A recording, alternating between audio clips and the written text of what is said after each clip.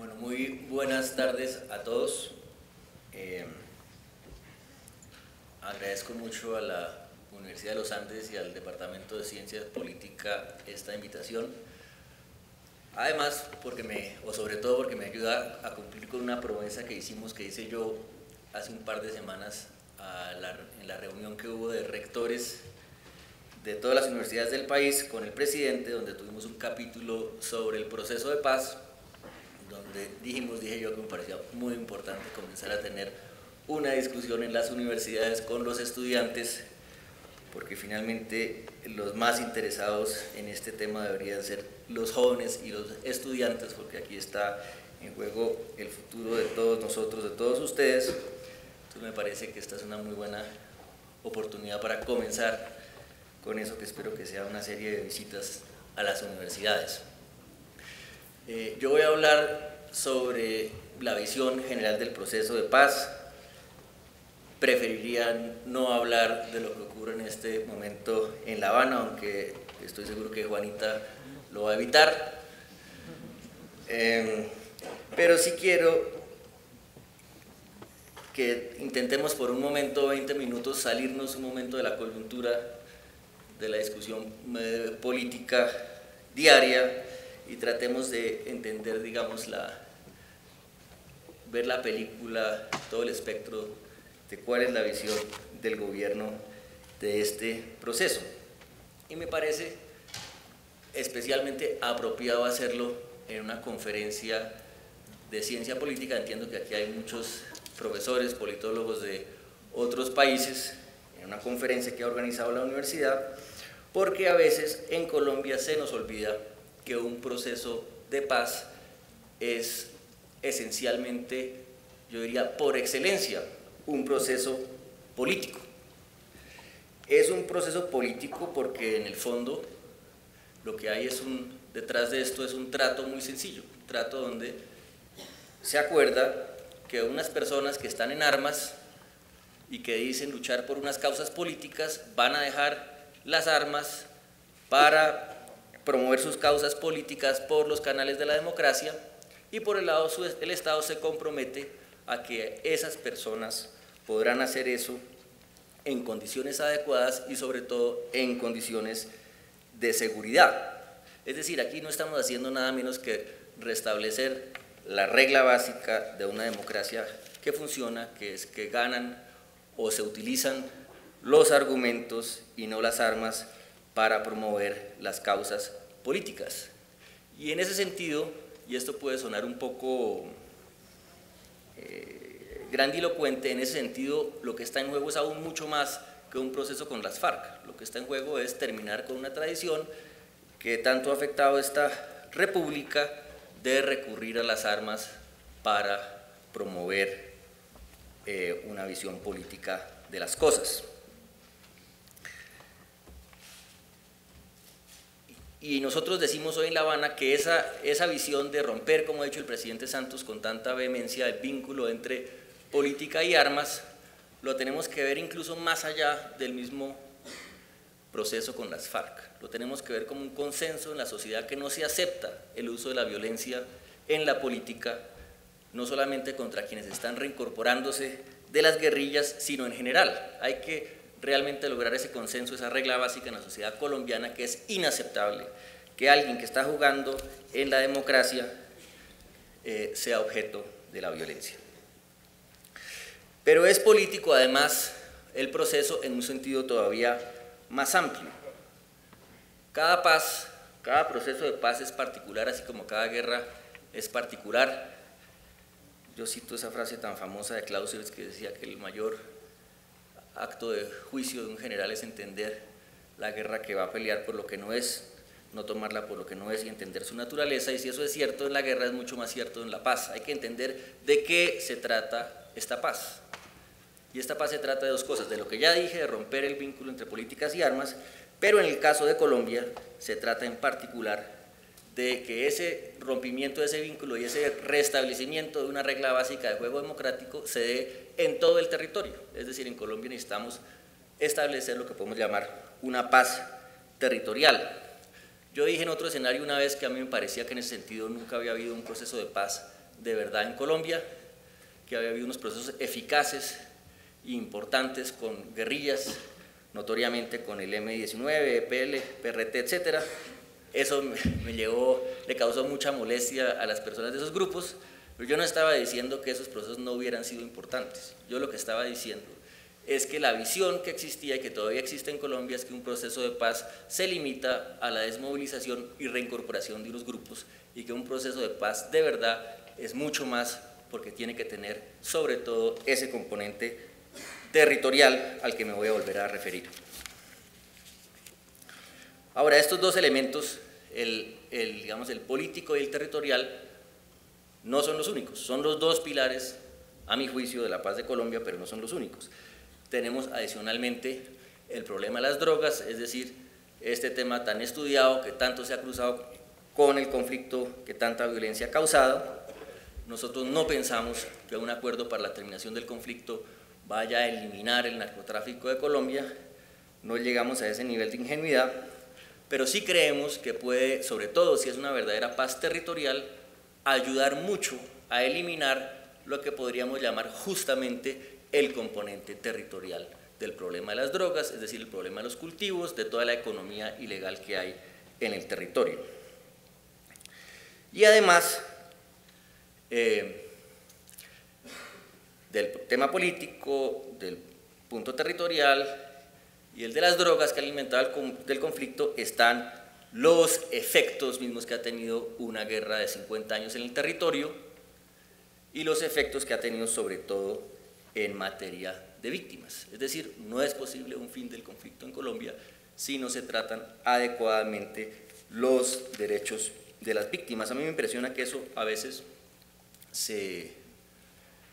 no voy a decir que se minimiza, porque está en el centro de atención, y a eso me referiré más adelante, el tratamiento de las víctimas, pero sí el nivel de victimización que ha habido en Colombia, que es mucho mayor que el de la mayoría, es mucho mayor que el de todos los conflictos del continente.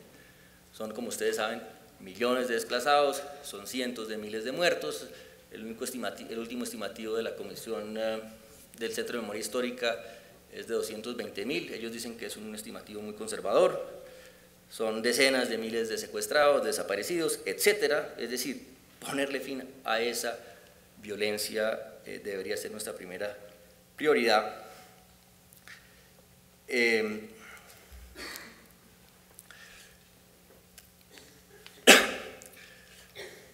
Pero el reto que tenemos ahora es ver, en el caso de víctimas, cómo estos elementos de justicia se cruzan con este proceso de paz, que yo digo hay que recuperar esa visión esencialmente política.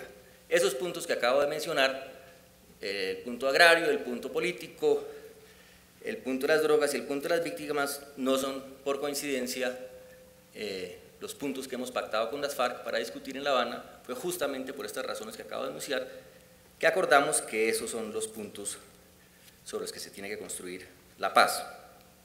Entonces estamos hablando de una paz y de una transición. Me voy a referir ahora un poco a ese concepto que me pidieron que lo discutiéramos hoy. La transición colombiana va a ser una transición, por esas mismas razones, de gran complejidad. Me parece que vale la pena resaltar las diferencias con los modelos que conocemos y que han sido muy estudiados.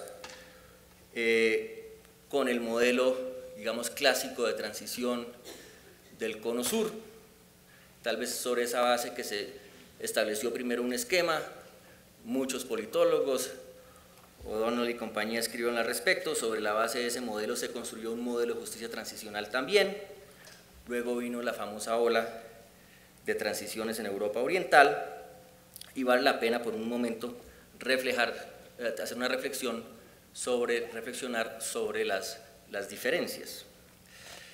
Y yo diría que la primera diferencia muy obvia es que, llamémosla, esta es una transición que necesariamente es negociada, es entre dos, y en donde se están negociando lo que uno podría llamar, se me ocurre, las condiciones de entrada a la democracia de unas personas que están fuera de ella, y no como ocurría en las transiciones del Cono Sur, etcétera, porque evidentemente en cualquier transición pues algún tipo de negociación hay. Si hay un cambio en las transiciones clásicas del Cono Sur o de Europa Oriental de régimen, pues no están exentas de una negociación, ¿ok? que son las condiciones para los que están en el poder, cómo van a salir.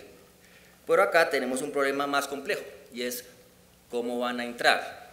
Me parece que ahí hay una diferencia fundamental. Yo de casualidad estuve, si me permiten contar muy brevemente una anécdota, yo estuve en enero de 1990 en Praga, y acababa de ocurrir la famosa Revolución de Seda, o como se llame, y me tocó un discurso de Václav Havel en una gran plaza de Praga, donde había decenas de miles de personas, y había todo un movimiento social detrás de eso, y era evidente que ahí ya no había nada más que hacer. Es decir, realmente el país se había volcado a las calles, el régimen que estaba ahí se tenía que ir, y probablemente la negociación que hubo, que existió, sobre la que yo no tengo ningún detalle, fue una de las condiciones para que esas personas salieran del poder en unas condiciones que les parecieran favorables, pero la transición ya estaba ahí. En el caso nuestro no es así. En el caso nuestro estamos acordando con las FARC las condiciones de esa transición, que se puede dar o puede no darse, y el conflicto puede continuar. La segunda diferencia es justamente el punto de justicia al que me acabo de referir. Y como todos ustedes saben, ya no estamos viviendo en la situación que existió en este país en el 91, que existió en Centroamérica a finales de los 80, comienzos de los 90, donde se hicieron procesos de paz, se pactaron acuerdos, pero realmente, y que fueron acuerdos esencialmente políticos. Hubo algunos elementos, como todos saben, en El Salvador se acordó una comisión de la verdad, en Guatemala también, pero no fueron procesos que estaban realmente enmarcados por una concepción de justicia, por una concepción de obligaciones hacia las víctimas y por una observación internacional muy fuerte para ver cómo es que se va a lograr esa transición. Y ese reto, yo sí quiero llamar la atención sobre eso, lo mencionamos tal vez la semana pasada en esa conferencia muy grande que hubo en Medellín, organizada por la Corte Constitucional, ese reto de hacer una transición política de un conflicto que a la vez satisfaga a las víctimas y se dé dentro del marco de nuestras obligaciones internacionales, ese reto es algo para lo que no tenemos ejemplo o modelo. Lo dijo el presidente Santos en Nueva York, en Naciones Unidas, hace 2 días. Aquí nos toca innovar. Y yo digo que cuando decimos eso no es que va a haber una solución, como quien dice, a la colombiana, no, es que en el mundo no hay soluciones. O sea, el mensaje de Colombia es: Colombia va a hacer todo lo posible para lograr un máximo de justicia, pero la verdad verdadera es que desde afuera nos están mirando a nosotros a ver cómo es que vamos a hacer, porque nadie tiene la fórmula para una situación como la que estamos viviendo.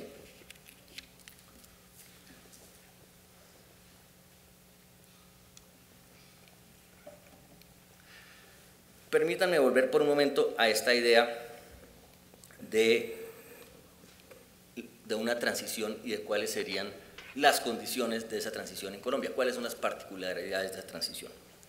Pues lo primero es que tiene que existir la transición, obviamente, es decir, que este es un proceso, que fue lo que le dijimos a las FARC desde la primera vez que les vimos la cara, en 23 de febrero creo que fue el año pasado, que el gobierno estaba ahí sobre la base de una decisión de terminar el conflicto.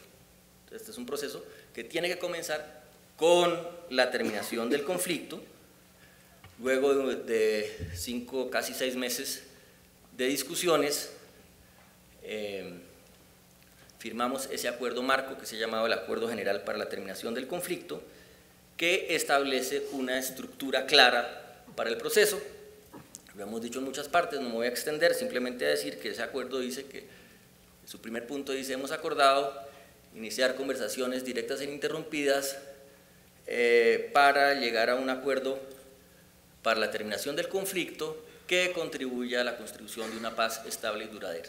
Que contribuya a la construcción de una paz estable y duradera. Es decir, eso no es la paz, eso que es un primer paso donde se acaba la guerra, se acuerdan unos puntos que a juicio de ambas delegaciones son las bases para entrar en esa fase de transición y de construcción de paz, y lo que viene es realmente un comienzo y no un fin. Y por eso decimos que el centro de atención debe estar en esa fase posterior, etapa, como se quiera llamar, de transición, de construcción de paz, donde si somos serios y queremos realmente implementar lo que hemos acordado, nos va a tocar tomar toda clase de medidas extraordinarias, nos va a tocar ponernos unas metas muy ambiciosas en el tiempo y funcionar de otra manera si queremos no solamente consolidar esa paz, sino realmente lograr las transformaciones que hemos acordado y que a nuestro juicio están directamente ligadas con la paz. Y eso me lleva a una segunda condición de esta transición, que es lo que ya mencioné, como la paz territorial. Y ahí es donde decimos nosotros que si bien estas conversaciones son entre el gobierno y las FARC bilaterales en el exterior, con unas reglas de confidencialidad, a eso me puedo referir más adelante, pero pues acá estoy afortunadamente rodeado de personas que conocen mucho de esto, pero no hay ningún proceso de paz en el mundo que haya funcionado si no hay unas reglas de confidencialidad para las discusiones. Lo que nosotros decimos es que estas discusiones entre el gobierno y las FARC lo que establecen son el qué, digamos las bases a las que me acabo de referir, que hay que luego desarrollar. Y realmente más importante que ese qué es cómo se van a hacer las cosas, y esas cosas se tienen que acordar con la gente en el territorio. Y la primera que hay que hacer, y la primera que ya acordamos con las FARC, y ahí los invito a leer a todos un informe que publicamos. El gobierno evidentemente es muy malo en su comunicación y explicación general del proceso, entonces acordamos con las FARC publicar un informe que es bastante detallado sobre lo que se acordó en el punto agrario en junio, y la mayor parte de la gente, incluyendo dentro del mismo gobierno, no lo conoce y nos sigue preguntando, diciendo, oiga, ¿pero qué fue lo que se acordó? ¿Todo eso es secreto? No, cada vez que llegamos a un acuerdo con las FARC, el acuerdo es hacer un informe bastante detallado, sin que sea el mismo acuerdo, para explicarle a la sociedad qué fue lo que se acordó, y eso ya lo hicimos, y quien lea ese informe de lo que hemos acordamos llamar con las FARC una reforma rural integral, se dará cuenta que lo que allí se acordó es una cosa realmente de escala mayor, una cosa que cambiaría radicalmente las condiciones de vida en el campo colombiano, que incluye medidas supremamente ambiciosas como el establecimiento de un gran fondo de distribución de tierras, como diferentes tipos de medidas para mejorar el uso de la tierra, como la puesta en marcha de toda una serie de lo que hemos llamado planes nacionales en todos los puntos esenciales de infraestructura, riego, vías, educación, salud, productividad, apoyo al cooperativismo, crédito, comercialización, etcétera, etcétera, etcétera. Es decir, todo lo que habría que hacer para que Colombia, en lugar de tener dos países dentro de sus fronteras, uno que va mejorando, que ha mejorado mucho en los últimos años, que es el mundo urbano, y uno que desafortunadamente va en la dirección contraria, empiece a entrar en una línea de convergencia. Y esto no lo hacemos, y aquí hay un punto muy importante, por las FARC. Esto lo hacemos porque creemos que sin eso las posibilidades de que continúe la violencia en el mundo rural de Colombia son altas. Si no hacemos esas intervenciones, las posibilidades de que esa violencia continúe son muy altas. Y además, porque no estamos en esa situación de casualidad, estamos en esa situación porque dentro de nuestro sistema, por razones que ustedes conocen mejor que yo, y por razones que tienen que ver también con los incentivos y los incentivos políticos, pues el país nunca ha tenido los incentivos para prestarle la atención que requieren estos territorios, y por eso estamos en la situación que estamos. Se han hecho esfuerzos importantes, valiosos, si me permiten decirlo, yo he participado en ellos, para acercar las instituciones a, llamemos las zonas más marginadas, más periféricas, pero yo estoy convencido que solo en el marco de una transición y de construcción de paz se haría con suficiente intensidad lo que hay que hacer para estabilizar el país y para tener verdaderas garantías de no repetición del conflicto. Ahora, para hacer eso no basta con acordar unos recursos, con tener unos planes ambiciosos, etcétera. Para hacer eso hay que realmente movilizar a la ciudadanía, movilizar a la población en esos territorios, para decidir justamente cómo hacer las cosas, cómo priorizarlas, cómo ejecutarlas. Hay que imaginarse, decimos, una especie de gran campaña de construcción de paz en la que participen todos, en la que participen en primera línea las comunidades afectadas, junto con quienes viven en esas regiones, que estén ahí los empresarios, que estén las víctimas directas del conflicto, que estén los pequeños agricultores, que estén las autoridades, por supuesto, pero también hay que imaginarse, y esto puede sonarles en exceso idealista, pero yo creo que esa es la única manera de lograr esto, una campaña donde realmente desde las ciudades, incluyendo desde las universidades, el país se vuelca sobre esas regiones en un esfuerzo de construcción de paz. Y entonces los estudiantes salen y participan, las universidades ayudan en las regiones a tirar línea. Esto que estoy diciendo además, que puede sonar idealista en los límites nuevamente de la ingenuidad, no es así. Eso se ha hecho en varias partes del mundo. Incluso si uno mira ejemplos exitosos de transformación, con frecuencia los encuentra no solamente en escenarios de posconflicto, sino de diferentes países.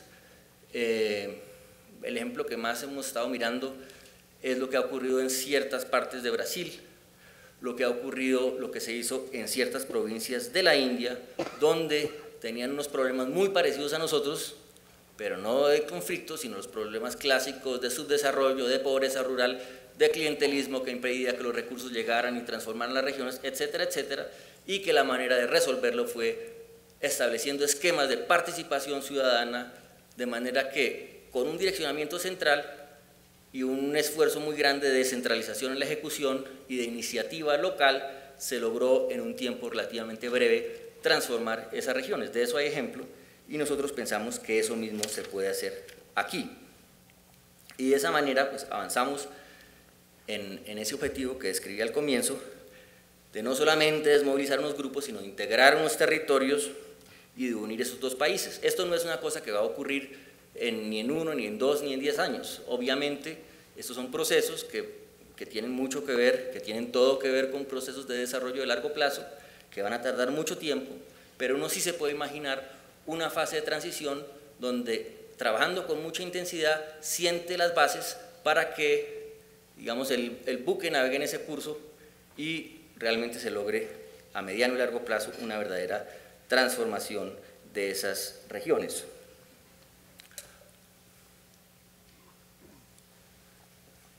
Ahí aprovecho para mencionar una cosa, aprovecho, digo, que estoy en medio de politólogos, que me parece que ahí podemos encontrar una fórmula novedosa a este problema que describí al comienzo de autoridad del Estado y de reglas de juego en el territorio.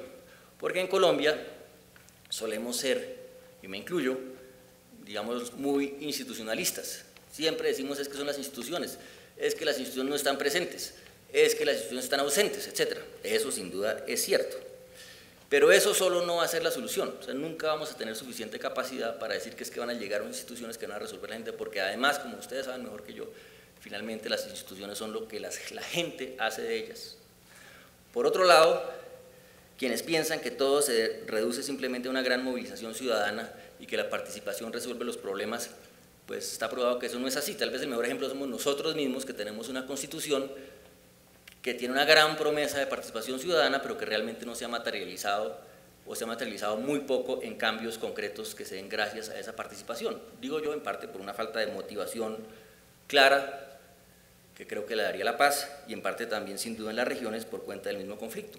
Pero estamos en un escenario, y aquí está el punto, en un escenario de construcción de paz uno puede hacer las dos cosas a la vez, es decir, movilizar a la ciudadanía en las regiones para que con estos nuevos esquemas de intervención y de la mano de las autoridades, porque no se trata de crear estructuras y gobiernos paralelos, sino de fortalecer lo que hay, realmente entre en un proceso mucho más efectivo de fortalecimiento institucional, combinando fortalecimiento de las instituciones con participación ciudadana en ellas. Es decir, una especie de participación para la institucionalización, si la puedo llamar así. Y eso, creo yo, solo es posible en un contexto de construcción de paz. Y el otro elemento que me parece fundamental de un esquema de ese tipo, dentro de esta visión de paz territorial, es que esa participación de todos alrededor de ese propósito de construcción de paz realmente se convierta en un mecanismo efectivo de reconciliación. Siempre es muy difícil hablar de reconciliación, a mí personalmente me cuesta trabajo, no porque no quiera reconciliarme con alguien, sino porque la reconciliación es un término con muchos sentidos, con una carga religiosa fuerte, con una asociación con el perdón. Yo personalmente digo, el perdón es algo que cada individuo debe decir en su conciencia si lo quiere dar o no, pero uno sí puede pensar en reconciliación en un sentido de aceptación de unas reglas de juego por parte de todos, y que un escenario de construcción de paz donde todos están trabajando, y esto que les digo otra vez puede sonar abstracto pero no lo es. Nosotros ya acordamos con las FARC unos programas supremamente ambiciosos que involucran, por ejemplo, programas masivos de construcción de vías en las regiones, de infraestructura de todo tipo, de distritos de riego, de saneamiento, de agua, de nuevos modelos de provisión de salud, de educación.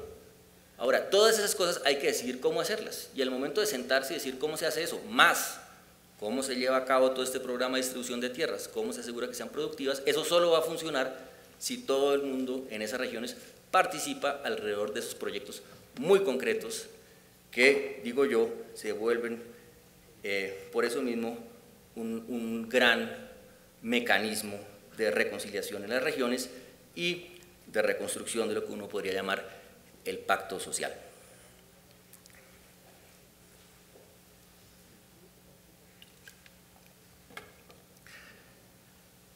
La cuarta condición de esta transición, como dije al comienzo, es que es una transición que se tiene que dar dentro de la justicia.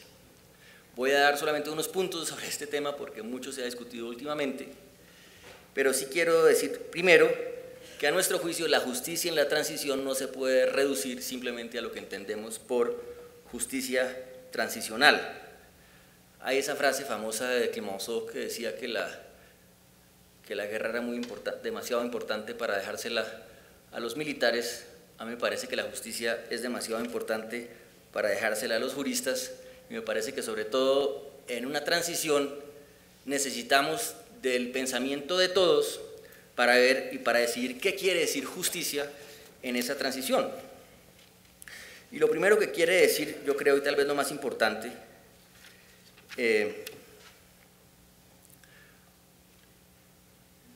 es que justicia tiene que querer decir algún restablecimiento del orden, algún consenso sobre unas reglas de juego básicas en el sentido más abstracto de la palabra.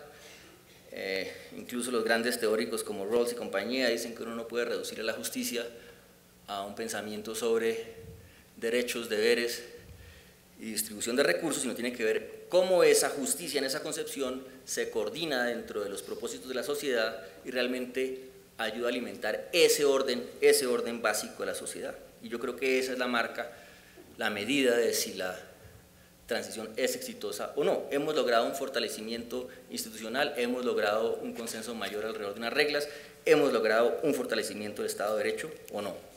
Ese me parece que es, digamos, la primera medida de justicia en la transición.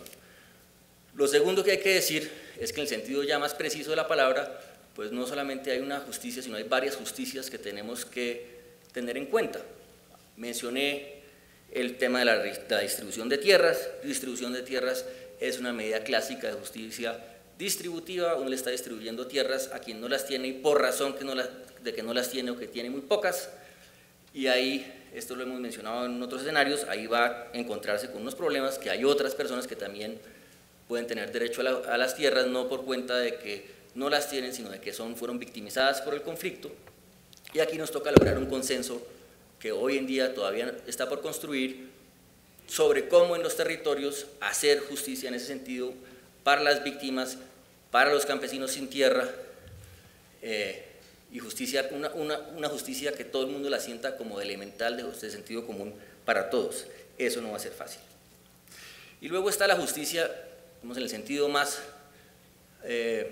clásico de la justicia transicional, que es lo que se ha discutido tanto en Colombia en los últimos años, sobre todo en los últimos meses, a raíz del llamado Marco Jurídico para la Paz, y sobre eso lo que el gobierno ha dicho siempre es que esa justicia, sobre todo si estamos hablando de un objetivo mayor, de fortalecer el Estado de Derecho, de restablecer unas reglas de juego, pues esa justicia y sobre todo la medida de la lucha contra la impunidad tiene que ser qué es lo que se está haciendo para responderle a las víctimas, justamente para restablecer ese reconocimiento, restablecer esas reglas y para darle a las víctimas lo que corresponde. Dentro de eso, ¿qué es lo que se hace con el victimario? Pues nadie va a decir que no es importante, pero no puede ser lo esencial. O sea, la esencia de la discusión no puede ser cuál va a ser la sanción para el victimario y cuántos años de cárcel son, porque aquí no estamos en una situación ordinaria, estamos en una situación de excepción, que es el fin de una guerra de 50 años.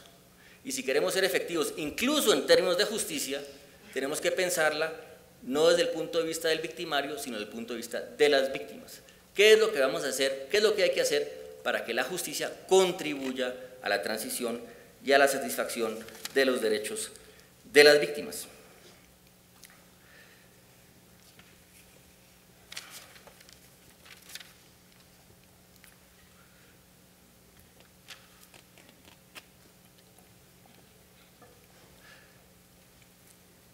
Sobre eso una palabra más y no me voy a extender, y es que si uno lo piensa bien, estamos en una especie de falso dilema, que es que, y por razones también de ideología, de oposición política, de la que todos son conscientes, existe la idea de que si no se hacen esto y esto y esto, lo que va a haber es impunidad.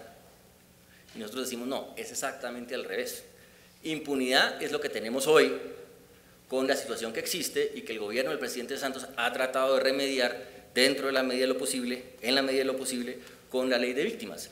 Pero si realmente logramos esa transición y hay unas condiciones de paz en el territorio, pues ahí sí vamos a poder hacer realmente lo que están exigiendo las víctimas, y esto no lo digo yo, lo dicen, digamos, lo dicen las encuestas, lo dicen los foros que ha habido, que es una explicación de qué ocurrió, un ejercicio de reconocimiento de responsabilidad, un reconocimiento de las víctimas mismas, etcétera, etcétera. Es decir, es la paz la que va a permitir que realmente se haga justicia y que se entre en una relación productiva y sinérgica entre justicia y paz, y no al revés, como pretenden quienes se oponen al proceso.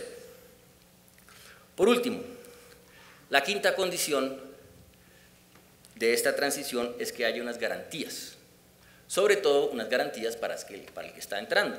Evidentemente una transición quiere decir que uno pasa de un estado al otro. El gobierno está sentado con estos señores discutiendo, y estos señores dicen, y lo digo porque lo han dicho en público, no porque esté hablando de lo que se dice en la mesa, dicen, como dice todo grupo de esa naturaleza, en todo proceso similar, bueno, ¿y cómo sé yo que lo que usted me está diciendo acá verdaderamente va a ocurrir? ¿Cómo sé yo que si yo hago todo esto que me toca hacer a mí, lo que usted dice que le toca hacer a usted realmente va a pasar? Eso requiere el establecimiento de todo un sistema de garantías.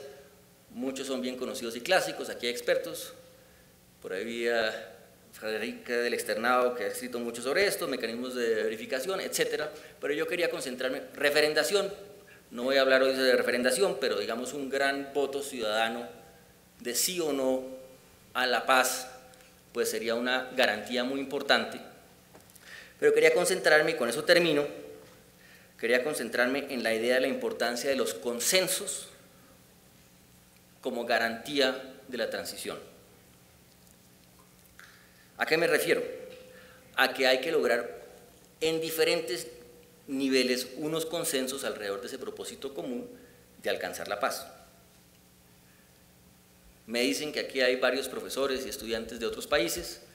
Yo les digo que lo que yo he visto de primera mano es que hay un gran consenso internacional alrededor de la importancia del proceso de paz en Colombia, que hay un apoyo como tal vez nunca lo ha habido. Siempre ha habido apoyo por la paz de Colombia, nadie está en contra de la paz de Colombia, sobra decirlo, pero yo creo que nunca ha habido un consenso tan fuerte como lo hay hoy, nunca ha habido tantos presidentes de diferentes vertientes políticas e ideológicas dispuestos a apoyar con lo que sea necesario, sobre todo, y esto me parece lo más importante, sobre todo dentro de nuestro mismo continente y nuestra misma región.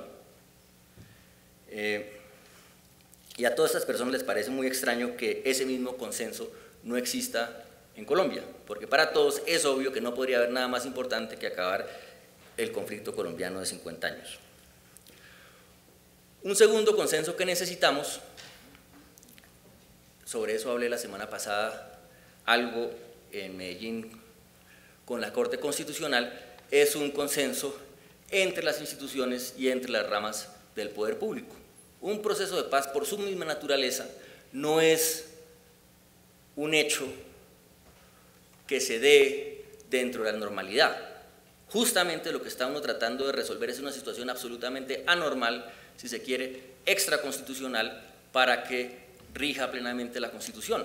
Y la Constitución misma no siempre tiene los mecanismos que permiten sacar adelante esos procesos en los tiempos que se requieren. Tiene mecanismos para reformarme a sí misma en tiempos ordinarios, en tiempos de paz. Y ahí hay un problema. ¿Cuáles son las opciones? Alrededor de esto hemos reflexionado mucho, y yo creo que realmente la única respuesta es lograr un verdadero consenso al interior de las instituciones, de las ramas del poder público, en que es primordial alcanzar la paz. Y aquí ya los invito también a mirar detenidamente lo que se logró con el marco jurídico para la paz, porque muchas personas que tienen interés en tergiversar las cosas dicen, no, ahí lo que quedó fue que estos señores tienen que irse a la cárcel, etc. Eso no es así. Primero, ese detalle de las penas, que todavía está por aclararse, tenemos que esperar que dice la sentencia. Pero la sentencia dijo una cantidad de cosas muy importantes a las que no se le ha prestado atención, que tiene que prevalecer el objetivo de paz, sobre todo, dicho por la Corte Constitucional, que se pueden poner en marcha mecanismos extrajudiciales de investigación y sanción para satisfacer derechos, como en conjunto con mecanismos judiciales, obviamente, pero que se puede establecer un sistema que en Colombia hasta hoy no era posible, que se reconoce la importancia y la ponderación de las garantías de no repetición en el fin de un conflicto, más una serie de cosas más técnicas, pero muy importantes, como la posibilidad de concentrar investigaciones en los máximos responsables, etcétera, en no dispersar esfuerzos,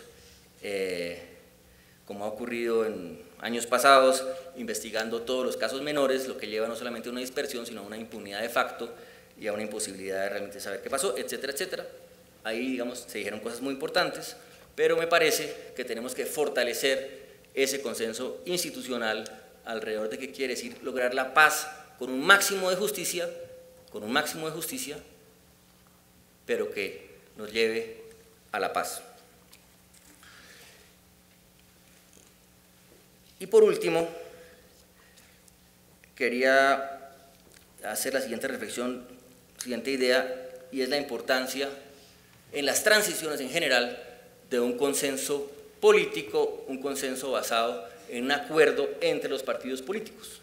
Muchas de las transiciones clásicas, tal vez la más famosa en este caso sea la transición española, se logran porque, aparte de todo lo demás, los partidos se ponen de acuerdo en que lo esencial es esto. A mí me parece que eso es algo que tenemos que construir en Colombia. Nosotros tenemos este problema de que miramos todo por el lente jurídico, y el ente jurídico no da para una parte, pero no da para todos. Si esto no tiene detrás un consenso político y un acuerdo de los partidos políticos, va a ser muy difícil. Yo creo que ese consenso es posible, pero tenemos, como somos todos conscientes, un problema que se nos avecina, que es el proceso electoral. El proceso electoral no facilita la construcción de esos consensos, porque cada quien comienza a pensar más en cómo acceder al poder y se vuelve menos importante cómo lograr la paz. Ese tal vez sea un resumen de una de las principales, si no la principal razón por la cual no hemos alcanzado la paz en Colombia. ¿Qué hacemos frente a ese escenario? Hay una parte, digamos, de funcionamiento ordinario de la democracia. Es normal que la gente empiece a pensar en que el Congreso… Y hay otra parte, digamos, llamémosla tranquilamente, oportunismo político, de quienes quieren usar el proceso para apalancar sus campañas y hacerse al poder, hacerse a curules en el Congreso. Y esa es la situación en la que estamos viviendo. ¿Qué vamos a hacer frente a eso? Yo creo que la única respuesta es, más allá de lo que puede hacer el gobierno, que está haciendo y debe hacer más en la construcción de esos acuerdos políticos, es lograr un mayor acuerdo de la sociedad. Porque lo que nos está pasando, y con mucho gusto lado del gobierno, digamos, admitimos nuestra propia culpa en falta de explicación de qué es lo que está ocurriendo. Eso tiene que ver con las reglas de juego también, como ya lo dije. Lo cierto es que todas las encuestas muestran que se mantiene un alto apoyo a la paz. Todo puede cambiar, pero la paz sigue teniendo un gran apoyo, pero ese apoyo no hemos logrado visibilizarlo adecuadamente. Y la pregunta es cómo hacerlo, cómo lograr ese consenso. Es el reto que yo les dejo el día de hoy, porque yo sí creo, estoy convencido, lo he dicho muchas veces, esta es una oportunidad real de paz. El proceso tiene problemas, todos los procesos tienen problemas, que se avanzó, que no se avanzó, etcétera. La temporada electoral no facilita eso, es cierto, pero lo que se ha avanzado es mucho, no solamente en lograr acuerdos, sino en lograr una manera de trabajar, establecer una metodología, un propósito común. Y yo creo que este es el momento de, en lugar de dejarse asustar por todos estos opositores, por todas estas rabietas que le dan a nuestra derecha, es el momento realmente de decir, es el momento de la paz, esta es la oportunidad. Muchas gracias.